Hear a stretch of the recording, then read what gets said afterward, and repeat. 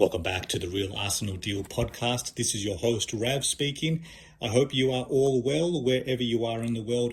Thank you so much for being here, for tuning in. I hope you are enjoying the aftermath of it was quite a comfortable win in the end for Arsenal over Chelsea. 1-0 to the Arsenal, as the classic song goes, and it was just so symbolic that George Graham was in the crowd watching over, right? You couldn't have scripted this better, right? I will say though, the 1-0 scoreline, it doesn't quite do Arsenal justice. I feel this was it was a really it was emblematic of both teams, that we don't quite have the finishing touch, that clinical finishing that matches our chances, our chance creation. I thought we were quite comfortable throughout this performance. Chelsea really didn't threaten that much. I'm struggling to think of too many occasions where they really tested Arsenal or tested Raya. The one that most will refer to is it's a very savable shot, very tame shot from Cucurella. That poor old David Raya, right? He would have had his heart in his mouth as it spilled through his hands, and all he could do was just helplessly turn around and just watch the ball just roll away beyond the post, right? I think many of us, when I saw that, I was just thinking, WTF, what just happened then? And if there's anyone who deserves a slice of luck going his way, it's David Raya. On the balance of what he's produced this season, the amount of times he has bailed Arsenal out of some difficult situations, the consistent quality he has produced week in, week out for the club. If there's one person who deserves that slice of luck, it's definitely him. So in the end, it was just, it was no harm done, thankfully. Other than that, look, I just don't feel Chelsea really challenged. It's strange. I know they're suffering with injuries as well. I mean, every club does, right? The sheer volume of football, what the players are asked to do as human beings, right? It takes a toll on anyone, and there's a huge slice of luck when you come across certain junctures of the season, certain teams, certain matchups. You just hope you have your best players available, and we've certainly suffered from that, as I don't need to remind anyone of. And Chelsea is struggling a little bit too. A bit of a break went in Arsenal's way, that Cole Palmer was ruled out before the match. I heard some whispers in the lead up to this that he is struggling with something. But look, how many times do you see that the gamesmanship, mind games between certain clubs, keeping things tightly sealed within the camp, right? Not trying to let your opposition know if the players are going to play or not. So this actually turned out to be true, that Cole Palmer was missing. And even though he himself has been on a bit of a goal-scoring drought, it's still a very welcome change to not constantly face teams at the top of their game, right? You know, we certainly deserve a little bit back our way in that regard as well. And I really, look, I'm going to say this again, I thought this was quite a comfortable performance from Arsenal. Very, very professional is the terminology I like using in situations like this. We were professional in what we did. I thought Partey was actually very good today. Very, very good. I know that it seems that Partey and Arsenal, there's an end point here this summer, that the two parties, pardon the pun, are going to go separate ways. It's coming to a natural end as his contract expires, and I do believe that's the right thing. I would love to look for a younger version of Thomas Partey out there on the market, and certainly we certainly know the names that have been linked as we look to renew ourselves in midfield. I think though, for what it's worth, that you can still just end things on a good note, right? Even though there is an inevitability about that. The same can be said with Jorginho, Kieran Tierney, right? You still see them consistently performing, consistently delivering for their manager and the club, and that's really refreshing to see, right? It really is. You're still a professional, and you still got a job to do, and you still got a contribution to make, and it's just very, very pleasing to see that the standards now at Arsenal are so high that the players who step in, step out, right? They're still producing top quality. I thought Gabriel, Partey, Rice in particular, the spine, so to speak, of Arsenal, they were all on today. They were outstanding. And look, this is not to say no one else was, of course. We have very consistent high performers. Timber, Saliba, you kind of know what you're going to get with them. They're consistently excelling at what they're tasked with. I really thought though, as the game grew on, Gabriel really imposed himself. He was fantastic. Rice was fantastic. Partey controlled the midfield areas, and we were just able to keep Chelsea out, negate them time and again, bring the ball forward, link up well throughout those corridors. And I just thought it was just a very impressive professional performance from Arsenal, just getting the job done. I'm really that was my main takeaway from the game. Selection-wise, I got it wrong again, as I quite often do, right? I thought, for anyone who listened to my pod a few days ago in the build-up to this match, I thought that we would now just start to see a shift away from the Merino false nine experiment.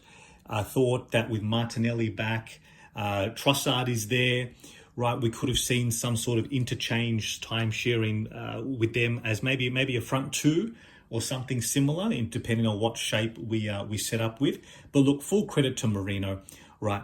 I know he's if you look purely at his goal output, right, in the few matches he's been tasked with this position, which is completely out of his resume, right? Like he has not been a striker for his entire career. You can't just manufacture this, right? You can't just all of a sudden one day wave a magic wand and say, "Hey, I know you've played your entire career as a midfielder, and these are your technical skills, these are your attributes. Now, can you all of a sudden just become this striker that we all need?" Right? It doesn't work that way. And you see so often during game stage that he comes so deep. He's not quite the link up play. He doesn't have that skill set. He's back towards goal. You know, the things that we come to see and expect. The way Havertz plays that position for Arsenal, it's harsh to I guess hold Merino to the same standards. And the reality is that he's not, and that's not a slight on him. It's not a criticism. It's not a blight on him. It's just the situation. He is not that player. And he, absolute testament to him, right? Because what you do get from him is 100% professionalism. He will do whatever the team asks him to do. He will try his best. He really does throw himself into the duels, which I think that's one of the main reasons why Arteta pushed so hard to sign him to begin with, right? Because we all know how Mikel feels about the duels, right? So credit to Merino. I still do think, though, that it'll be interesting to see over the next few weeks as we lead up to the Real Madrid quarterfinal. I still do think that we're not going to see him deployed from the start as the 9. I think there's certainly a scenario where Merino coming on as a second half sub, whether he's attacking the box from as the left 8, attacking that back post, or coming on as a striker against tired legs as the game opens up and we try and stretch the opposition. I do still feel there's a very strong case to put forward there that he will be able to impact. What also needs to be said is that as much as I know the irony, right? Merino scored the sole goal today, the sole winner. I know the irony in saying that I'm not sure that this is going to be what we continue to see from Arsenal. What also needs to be pointed out is that Trossard, I've spoken about him recently as well. Like, you know, his goals have really dried up. His goal to minutes ratio has dried up as well. And there was a time, you know, last season where there used to be that constant dialogue and debate amongst Arsenal fans. Like, is Trossard best as a starter, or is he impact sub, and should he be the one coming on in the second half? And we just haven't had the luxury of doing that. We haven't had the benefit. With all the injuries, how threadbare our forward options are, we were down to basically 2 senior forwards, right? Trossard and Sterling after Dubai. So Trossard has just had to play, and absolute credit to him, right? He's been fit and available and ready to front up every match. So it can't really fault him too much in that regard. However, when you look at the stats, you look at the numbers, if he was producing, if his goal contributions were of a higher output, certainly along the lines of what we've come to expect from him in the last few seasons since we signed him, I do think that Mikel would have almost had no choice but to say, yep, I'm going to go with Trossard as the 9. Martinelli's back now. Right, we've got Ethan on the right, and look to craft some sort of front three with those options. But combination of Trossard's goals drying up as well, and we're not quite getting the same impact from midfield, from Odegaard shooting, and his goals tally's dried up as well. So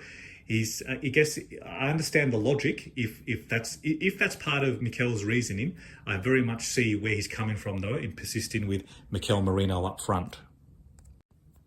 Onto the goal itself. So what was just before I get onto the actual goal, what was really noticeable for me from the outset was that this was back to fast start Arsenal. We were back to we were pounding them from the outset.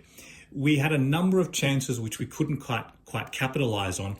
What I noticed that there was such a difference in intensity, urgency. From the first whistle, we were just on it. And look, the cynical side of me just wonders, where was this against West Ham a few weeks ago, right? Because that was something that was sorely lacking that match. There was a ball that Raya grasped in about the first minute or two, right? And that ball he played forward, like what a skill set he has. Like he's so good with the ball in his hands and his feet, right? But the way he skimmed this ball all the way along the deck, and we were just away. It crossed the halfway line, and we were just sprinting forward. And we were on. That Chelsea were rattled. They couldn't keep up. And again, just some lackluster finishing from. We weren't quite hitting the ball with the same, striking the ball with the same, authority, and we let them off the hook a few times. They have a very, very shaky goalkeeper. They really do. Sanchez, he just doesn't look up the standard. How much do they spend? 15 billion? And you still that's you expect a higher quality, right? You expect a certain quality in every position on the field from when a team spends as recklessly as they have, and they were just nowhere near us. They couldn't lay a glove. I'm so glad though that we eventually capitalized on the 20-minute mark. This set piece routine was really interesting. It seems that we've taken I know many Arsenal fans, myself included, have lamented how the set piece goals have really dried up lately as well. The last few months, I'm struggling to remember our last goal directly from a free kick or a corner. It's been that long, but we were doing this short corner routine. Timber had an opportunity earlier on. I think with Timber's one, he was trying to flick it up over the huddle and get it towards the back post. And look, whether Merino was trying to do the same or he was aiming for the goal itself, I don't particularly care, right? For me, I think I've said, if you're a repeat listener to myself, you've probably heard me say a number of times, ever since those injuries we experienced post-Dubai, I'll take any goal. I'll take a shanked goal. I'll take a shanked header that bounces off someone's shoulder instead of their head, right? I don't care if it comes off the back of your hip or the back of your knee or your thigh. I don't care where it comes. We're in that situation where just any goal, any score, I would very much welcome with both hands, right? So whether it was intentional or not, don't particularly mind. I love his little celebration, right? It's really awesome. Ever since I made the connection several months ago, he did an interview about it. It's in homage to his father, who was also a professional footballer in Spain, and that was his father's celebration, which I imagine he adopted as well very early in his career, and it's pretty awesome, right? Just to be able to pay homage to your father like that and keep that tradition going. I absolutely love it. I mean, good on him, and you know what? I hope I see that many more times in the next few months. I would relish that. I would absolutely relish that. So fair play to Mikel Merino. It was a deserved lead. It really was. We could already have been out of sight by that point in the match. And it's so important for Arsenal that we score the first goal. I think defensively we are so rock solid anyway. We understand the struggles that we are experiencing in attack, and it's really important we score first, because if we concede first out of nowhere, we see what happens, right? Opposition teams, they just lock in. They sit deeper and deeper. They just pour men behind the ball, flood their own box, keep us out of those dangerous areas, those channels, and just force us to go round and round in circles. And we've all seen that match, right? We can all recall how many times have we been locked in those situations, unable to find a way out. And it's so important that we score the first goal, and we did, and we were never really troubled too much from there. As the match went on, I thought Martinelli grew into the game more and more. I know he's not as fluent on the right as he has been on the left, where a lot of his goal contributions have come. He was looking more and more tired, right? I must say I was a bit surprised that he stayed on as long as he did. I think from memory, I had some notes here, 77 minutes, 78 minutes. So that was when he was subbed off. And Mikel only made the 2 subs today, really. And Tierney came on. Well, basically that was in like injury time, stoppage time, just to see the match out, coming on for Odegaard. But one area I thought should have come on earlier. I thought there were more and more gaps opening up for Arsenal as Chelsea hopelessly tried to chase something in this match. I thought one area should have been on earlier, and Martinelli was looking more and more tired. I will say though, there was a brilliant moment that he had. He caused Cucurella a lot of problems, right?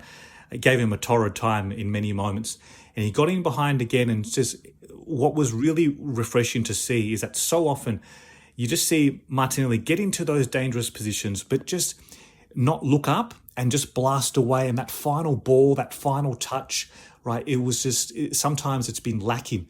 But I loved how he looked up this time. He earned the position, like he earned the time by getting around his defender and leaving him all ends up. And Marino's ghosting off the back post.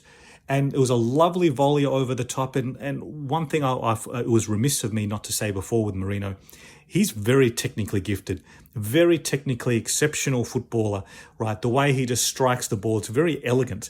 And it's a very difficult thing to do, that to strike a volley that sweetly and for it to go where you want it to go.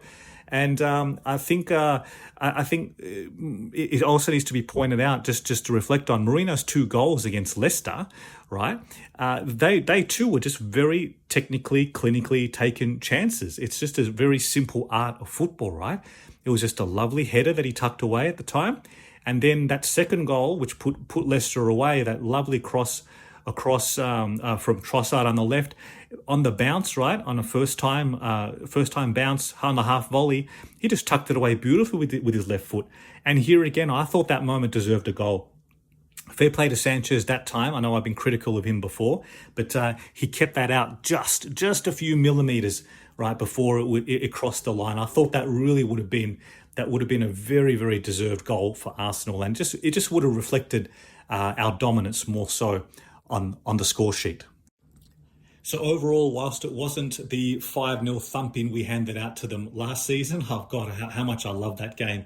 Again, if you heard me in my recording a few days ago, what that represented for the club to finally dish out a smash into a club like Chelsea, who have caused us a lot of pain. I mean, there's a lot of history here, right? They've caused Arsenal a lot of pain in the last 20 odd years since Abramovich bought into the club, and has really changed the football landscape since. Arsenal have really suffered at the hands of them, and it's been difficult.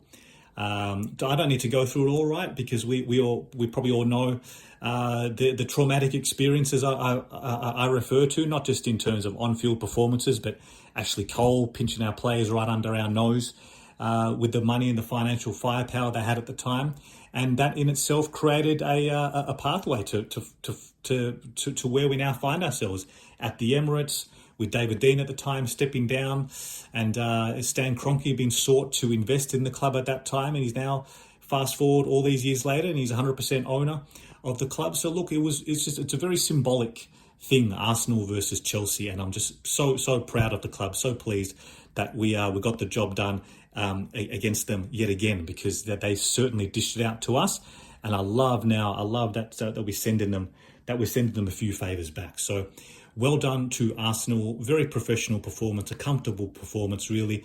I'll be back on in the next few days to record some further podcasts, as we now we can just shift gears a little bit. Very timely international break, I feel, in the background, Bukayo Saka is stepping up his recovery. Arteta's quotes are really encouraging, really promising. He's very measured in what he chooses to share and say about these things. So if he's saying what he's saying, then look, I'm really encouraged by that. It was gold. If you haven't seen it yet, the clip of him pretending to run away from the Sky interview, that was just absolutely comedic brilliance. I mean, good on him, right? Good on him for having that sense of humor when he was asked about when he was asked the question about Saka's recovery. If you haven't seen it, please find it. Please check it out. It's worth a chuckle. So I will leave it there for now. Thank you so much again for tuning in and listening. Please share any feedback or comments or suggestions you have. I read absolutely everything, every single word that's sent my way. I'm so grateful for. Thank you. If you'd be kind enough to please leave a review on your podcast platform, like and subscribe on YouTube, it'll be very much appreciated. Thank you so much again. I'll be back on soon, so I'll chat to you next time. Until then, look after yourselves and come on, Arsenal.